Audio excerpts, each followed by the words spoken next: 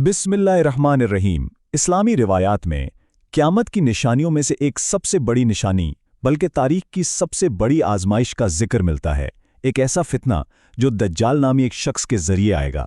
तो आज हम इसी पर बात करेंगे और ये समझने की कोशिश करेंगे कि सदियों पुरानी ये पेशन गोइयाँ आज की दुनिया से कैसे जुड़ती हैं और इनमें हम सब के लिए क्या सबक पोशीदा है। अच्छा, तो ये सारी बात शुरू होती है एक बहुत ही मशहूर हदीस से। ये हदीस एक कदीम पेशन गोई को आज के मुकद्दस शहर मदीना की एक हैरान कुन हकीकत से जोड़ती है। इसमें बताया गया है कि जब दज्जाल का फितना अपने उरूज पर होगा तब भी मदीना शहर मुकम्मल तौर पर महफूज रहेगा। और जानते हैं इस पेशन गोई में आज के दौर के लिए सबसे दिलचस्प बात क्या है? वो है ये अदद 7। आज अगर कोई मदीना शहर का नक्शा उठाकर देखे तो ये एक हकीकत है कि शहर में दाखिल होने के लिए वाकई 7 बड़ी मरकजी शाहराहें यानी रास्ते मौजूद हैं। तो यहाँ पर एक सवाल जहन में आता है, क्या ये सिर्फ एक इत्तेफाक है या ये सदियों पुरानी पेशन गोई का पूरा होना है? क्या ये इस बात की तरफ इशारा है कि हम उस ज़माने के बहुत करीब आ चुके हैं जिसका जिक्र किया गया था? ये वो सवाल है जो हमें गहराई से सोचने पर मजबूर करता है। चलें अब ज़रा इस निशानी को और गहराई से समझते हैं, क्योंकि ये मामला सिर्फ दरवाज़ों की गिनती का नहीं है बल्कि इसके पीछे एक बहुत बड़ी हिकमत छुपी है। हदीस के मुताबिक दज्जाल को इतनी ताकत दी जाएगी कि वो पूरी दुनिया में घूमेगा और फसाद फैलाएगा।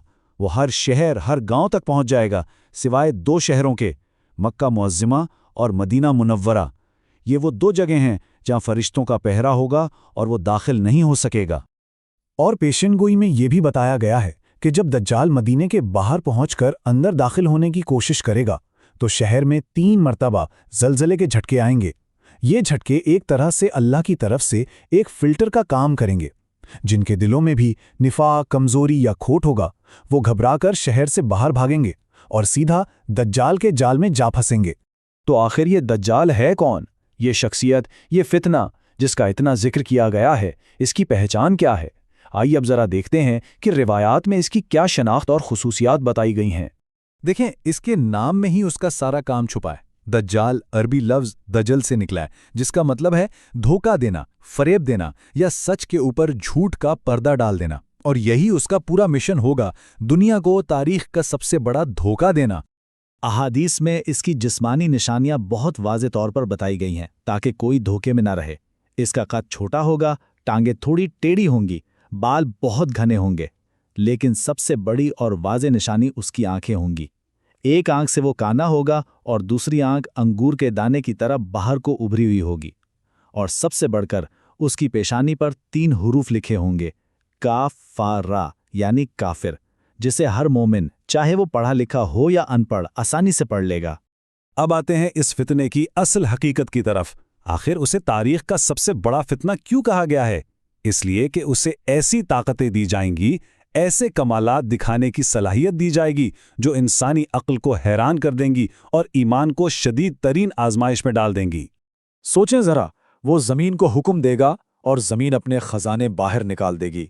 जो लोग इसको अपना रब मान लेंगे उन पर आसमान से बारिशें बरसेंगी, उनके खेत हरे भरे हो जाएंगे, जानवर मोटे ताज़े हो जाएंगे। और जो इसका इनकार करेंगे वो कहत और भूख का शिकार हो जाएंगे। वो इतनी तेज़ी से सफ़र करेगा जैसे हवा बादलों को उड़ा कर ले जाती है। यहाँ तक कि वो शैतानों की मदद से लोगों के मरे हुए रिश्तेदारों की शक्ल में आकर उन्हें गुमराह करेगा। लेकिन इसका सबसे बड़ा और ख़तरनाक तरीन धोखा होगी इसकी जन्नत और जहन्नम। वो लोगों से कहेगा कि मेरे पास जन्नत भी है और दोज़ख भी, लेकिन हकीकत बिल्कुल उलट होगी। जो चीज़ जन्नत नजर आएगी वो असल में अल्लाह की जहन्नम होगी, और जिसे वो जहन्नम कहेगा वो दर हकीकत ठंडक और सलामती वाली जन्नत होगी। यही ईमान का सबसे कड़ा इम्तिहान होगा कि नजर आने वाले मंजर पर यकीन किया जाए या अल्लाह के वादे पर।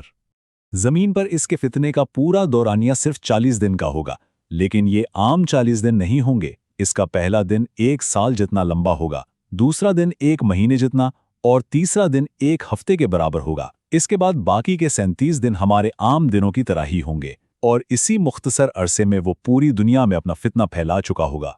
तो जब दज्जाल का फितना अपनी इंतहा को पहुंच जाएगा और मोमिनीन शदीद तरीन मुश्किलात और मायूसी का शिकार होंगे, ठीक उसी वक्त अल्लाह की मदद आएगी। ये इस पूरी दास्तान का वो हिस्सा है जहां खुदाई मुदाखलत इस अजीम आजमाइश का हमेशा के लिए खात्मा कर देगी। روایات کے مطابق اس وقت مسلمان دمشق یا بیت المقدس کے قریب ایک جگہ پر محصور ہوں گے۔ دجال اپنی پوری طاقت کے ساتھ ان کا گھیراؤ کر چکا ہوگا۔ حالات اتنے سنگین ہوں گے کہ بھوک اور پیاس کی شدت سے مومنین کی حالت بہت خراب ہو چکی ہوگی۔ اور پھر جب مسلمان اگلے دن فیصلہ کن معرکے کی تیاری کر رہے ہوں گے، عین فجر کی نماز کے وقت ایک آواز گونجے گی کہ گھبراؤ نہیں، تمہاری مدد آ پہنچی ہے۔ یہ حضرت عیسیٰ علیہ السلام کی آمد کا اعلان ہوگا۔ حضرت عیسیٰ ابن مریم علیہ السلام دمشق کے مشرقی مینار کے پاس 2 فرشتوں کے کندھوں پر ہاتھ رکھے ہوئے آسمان سے نازل ہوں گے۔ اس وقت مسلمانوں کی جماعت نماز کے لیے تیار کھڑی ہوگی اور ان کی قیادت امام مہدی کر رہے ہوں گے۔ اور یہ منظر حق کی طاقت کو ظاہر کرتا ہے۔ حضرت عیسیٰ علیہ السلام کے سانس میں ایسی تاثیر ہوگی کہ جہاں تک ان کی نظر جائے گی کافر ہلاک ہو جائیں گے، اور دجال ان کو دیکھتے ہی ایسے پگھلنے لگے گا جیسے پانی میں نمک گھل جاتا ہے۔ اس کی ساری شیطانی طاقت، سارا رعب و دبدبہ ایک لمحے میں ختم ہو جائے گا۔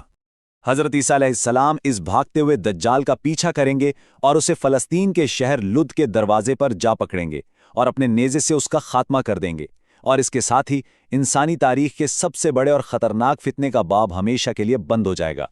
تو ٹھیک ہے، یہ سب تو ہوگا، لیکن سب سے اہم سوال یہ ہے کہ ہم آج اس فتنے سے بچنے کے لیے کیا کر سکتے ہیں؟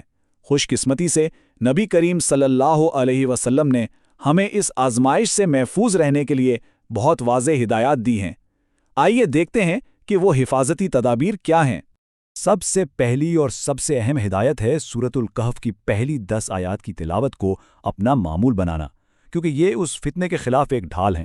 اس کے علاوہ ہر نماز کے آخر میں دجال کے فتنے سے اللہ کی پناہ مانگنا مسنون ہے، اور سب سے بڑھ کر حکمت عملی یہ ہے کہ جہاں کہیں بھی اس کے ظاہر ہونے کی خبر ملے اس سے دور بھاگا جائے، اس کے قریب جانے کی کوشش ہرگز نہ کی جائے۔ اور یہ ایک بہت ہی گہری نصیحت ہے۔ اس کا مطلب یہ ہے کہ فتنوں کے دور میں اصل عافیت اور کامیابی گمنامی اور سادگی میں ہے۔ شہرت، دکھاوے اور فتنوں کے مراکز سے جتنا دور رہا جائے، ایمان کی حفاظت کے لیے اتنا ہی بہتر ہے۔ تو آخر میں یہ ساری بحث ہمیں ایک بنیادی سوال پر لا کر کھڑا کرتی ہے۔ یہ صرف مستقبل کی کوئی کہانی نہیں ہے، بلکہ یہ ہمارے ایمان کے لیے ایک آئینہ ہے۔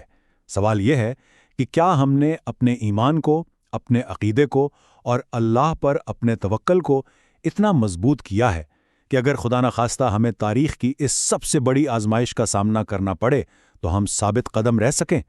یہ وہ سوال ہے جس پر ہم سب کو آج ہی غور کرنا چاہیے۔